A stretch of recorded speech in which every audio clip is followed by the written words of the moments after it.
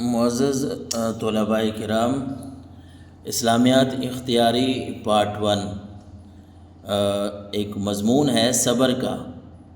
صبر کسے کہتے ہیں، صبر کی حقیقت کیا ہے، قرآن و حدیث کی روشنی میں صبر کی اہمیت کیا ہے۔ تو صبر جو ہے بہت بڑی نعمت ہے اللہ تبارک و تعالیٰ کی، اللہ تعالیٰ جس کو یہ عطا فرماتا ہے۔ لیکن دیکھنا یہ ہے کہ یہ صبر ہوتا کیا ہے۔ صبر کا لغوی معنی روکنا، برداشت کرنا۔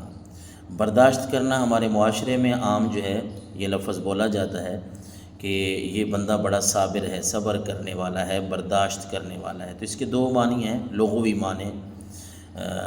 معنی۔ اصل میں تو ہم معنی خیر بولتے رہتے ہیں کبھی کبھار، لیکن اردو میں اصل لفظ جو ہے وہ معنی ہی ہوتا ہے، معنی نہیں ہوتا۔ خیر ہمارے اردو والے اکثر طور پہ ہم بول دیتے ہیں لغوی معنی، اصطلاحی معنی۔ تو اگر کوئی لغوی معنی بولے گا تو یوں سمجھ لیں کہ یہ اردو کے حوالے سے لفظ جو ہے وہ ٹھیک نہیں ہوگا۔ اصل لفظ جو ہے وہ معنی ہوتا ہے، اور لفظ معنی، الفاظ معانی۔ بہرحال اس کا معنی ہے صبر کا لغوی معنی روکنا، برداشت کرنا۔ عام معنی ہے، تمام بچوں کو اس بات کا، تقریباً ہمارے بڑے چھوٹے سب کو اس بات کا علم ہے کہ برداشت کرنے کو صبر کہتے ہیں۔ بہرحال اصطلاحی معنی کیا ہے، اس کی اصطلاحی تعریف کیا ہے کہ شریعت کی اصطلاح میں صبر سے مراد اپنے آپ کو ہر حال میں پسندیدہ راستے پر مسلسل گامزن رکھنا، اور زبان سے شکوہ اور ناشکری کا اظہار نہ کرنا۔ بندے کو جتنی بھی تکالیف پہنچیں، تکالیف انسان کے اوپر جتنی بھی مصیبتیں آ جائیں، آزمائشیں آ جائیں، کوئی بھی لفظ ہم استعمال کر لیں تو ان کے اوپر صبر کرنا، ان کو برداشت کرنا اللہ کی رضا کے لیے، اس کو صبر کہتے ہیں۔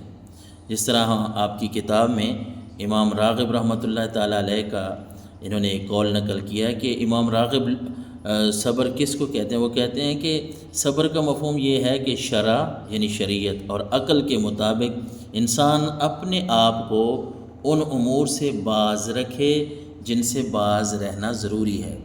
تو بہرحال اصل یہ ہے کہ صبر کیا ہے بھئی تکلیفوں کے اوپر، مصیبتوں کے اوپر، آزمائشوں کے اوپر اللہ کی رضا کے لیے صبر کرنا۔ ظاہر ہے جب بندے کے اوپر تکلیف آئے گی، بندے کو کوئی آزمائش آئے گی تو پریشانی تو ہے، لیکن اسی پریشانی کے اوپر انسان جب اس کو برداشت کر لیتا ہے اللہ کی رضا کے لیے، انسان یہ سمجھتا ہے کہ یہ سارا کچھ اللہ کی طرف سے ہے، تو پھر اسی کا نام صبر بن جاتا ہے، اور اس کی بڑا اجر و ثواب ہے صبر کا۔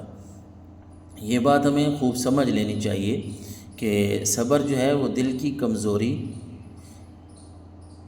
چاہیے، کہ صبر دل کی کمزوری، بے بسی کی خاموشی اور بے چارگی کا نام نہیں۔ یہ نہ سمجھیں کہ صبر جو ہے یہ تو کمزوری کا نام ہے، نہیں، یہ جرت ہے، ایک حوصلہ ہے، ایک اپنے آپ کو مشکلات اور مصائب کے سامنے کھڑا کرنا، یہ بہت بڑی بات ہے۔ یعنی یہ بزدلی نہیں ہے، پستی نہیں ہے، بلکہ یہ بہت بڑا اجر و ثواب والا کام ہے، اور جرت اور بہادری والا کام ہے۔ قرآن و حدیث میں صبر کی جو اہمیت ہے، صبر کی اہمیت قرآن و حدیث کے حوالے سے اگر ہم بات کریں تو یہ بہت لمبا مضمون ہے، ہم مختصر بات اس پہ کریں گے۔ آزمائش کی کسوٹی، دنیا آزمائش گاہ ہے، دنیا یہ ہم سب جانتے ہیں، اور یہاں مصائب کا پیش آنا یہ ضروری، کوئی بندہ یہ نہ سمجھے کہ میرے کو اوپر تکلیف آئے گی نہیں۔ مومن مسلمان بندہ کوئی یہ نہ سمجھے کہ میں نے زندگی ایسے گزارنی ہے کہ میرے اوپر کوئی تکلیف نہیں آنی، اس طرح نہیں ہو سکتا۔ وَلَنَبْلُوَنَّكُمْ بِشَيْءٍ مِّنَ الْخَوْفِ وَالْجُوعِ وَنَقْصٍ مِّنَ الْأَمْوَالِ وَالْأَنفُسِ وَالثَّمَرَاتِ وَبَشِّرِ الصَّابِرِينَ۔ یہ سورہ بقرہ کی آیت 155 ہے، بڑی مشہور آیت ہے، تقریباً ہمیں یاد ہوتی ہے، جس میں اللہ تبارک و تعالیٰ نے فرمایا، آیت کا خلاصہ ہے کہ ہم لوگوں کو ضرور آزمائیں گے، کبھی ان کو خوف دے کر، کبھی ان کو بھوک دے کر، کبھی ان کے مال جو ہے وہ کم کر کے آزمائیں گے، کبھی کوئی جان لے لیں گے، یعنی کسی کو موت دے دیں گے۔ تو جو اس پہ صبر کریں گے، بشر الصابرین، اللہ نے فرمایا اے نبی آپ جو ان لوگوں کو خوشخبری سنا دیجئے جو صبر کرنے والے ہیں۔ تو اللہ تعالیٰ بندے کو آزماتا ہے، کبھی انسان کو کوئی خوف طاری ہو جاتا ہے، یہ بھی آزمائش ہوتی ہے، اس وقت بھی شکوہ شکایت نہیں کرنا، اور اسی طرح بھوک، کبھی یہ ہوتا ہے کہ فقر و فاقے آ جاتے ہیں، مال کم ہو جاتا ہے، اچھا خاصا بندہ کاروبار کر رہا ہے ٹھیک ٹھاک، لیکن چند دنوں میں سارا کچھ جو ہے وہ چلا جاتا ہے۔ تو یہ ساری وہ باتیں ہیں کہ اللہ تعالیٰ کی آزمائش ہوتی ہیں، اور جس طرح پہلے ہم نے عرض کیا کہ ان آزمائش پہ پھر صبر کرنا پڑتا ہے، اور یہ اللہ تعالیٰ کی طرف سے ہوتا ہے۔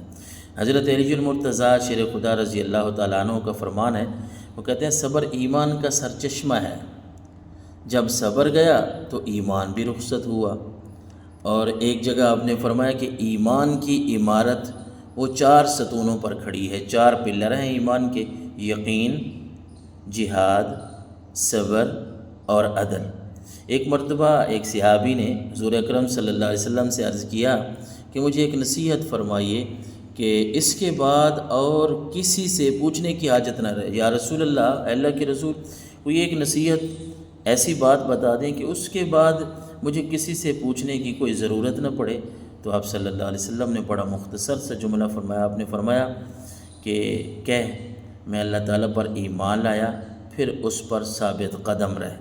ایک تو یہ گواہی دے کہ میں اللہ کو ایک مانتا ہوں، دوسرا اس پہ ثابت قدم رہے، کیونکہ ثابت قدمی یہ بھی صبر کا ایک ذریعہ ہے نا۔ ان الذین قالوا ربنا اللہ ثم استقاموا تتنزل علیہم الملائکہ، اللہ نے فرمایا کہ جن لوگوں نے یہ کہا کہ ہمارا رب اللہ ہے، پھر اس پہ ڈٹ گئے، خوب ڈٹ گئے، تو اللہ تبارک و تعالیٰ نے فرمایا پھر ان پہ فرشتے نازل ہوتے ہیں، انہیں جنت کی خوشخبریاں ہیں۔ اسی طرح نیک اعمال جو ہے، نیک اعمال کا منبع، نیک اعمال کا منبع، نیک اعمال کا منبع، بھئی صبر کا لفظ قرآن کریم میں بہت سارے مقامات پہ، بلکہ کتب میں تقریباً یہ لکھا ہے کہ 70 سے بھی زیادہ یہ لفظ جو ہے وہ استعمال ہوا ہے۔ تو اصل یہ ہے نیک اعمال کا منبع کیا ہے، مصدر، بنیاد، کہ صبر جو ہے یہ نیک اعمال کی بنیاد ہے، مصدر ہے، منبع ہے۔ قرآن میں صبر کی تلقین ہمیں بڑے مقامات پہ اللہ تبارک و تعالیٰ نے کی۔ قرآن میں صبر کی تلقین یہ اللہ تبارک و تعالیٰ نے قرآن مجید کی مشہور آیت ہے، وَاصْبِرُوا إِنَّ اللَّهَ مَعَ الصَّابِرِينَ، صبر کرو، بے شک اللہ صبر کرنے والوں کے ساتھ ہے۔ اور جو یہ آیت ہم نے لکھی اس میں ہے وَبَشِّرِ الصَّابِرِينَ، کہ اے نبی آپ جو صبر کرنے والے ہیں ان کو خوشخبری سنا دیں۔ اور یا ایھا الذین آمنوا استعینوا بالصبر والصلاۃ ان اللہ مع الصابرین، کہ اے ایمان والو صبر اور نماز کے ساتھ اللہ سے مدد طلب کرو، ان اللہ مع الصابرین، بے شک اللہ صبر کرنے والوں کے ساتھ ہے۔ اور اسی طرح ارشادات نبوی ہیں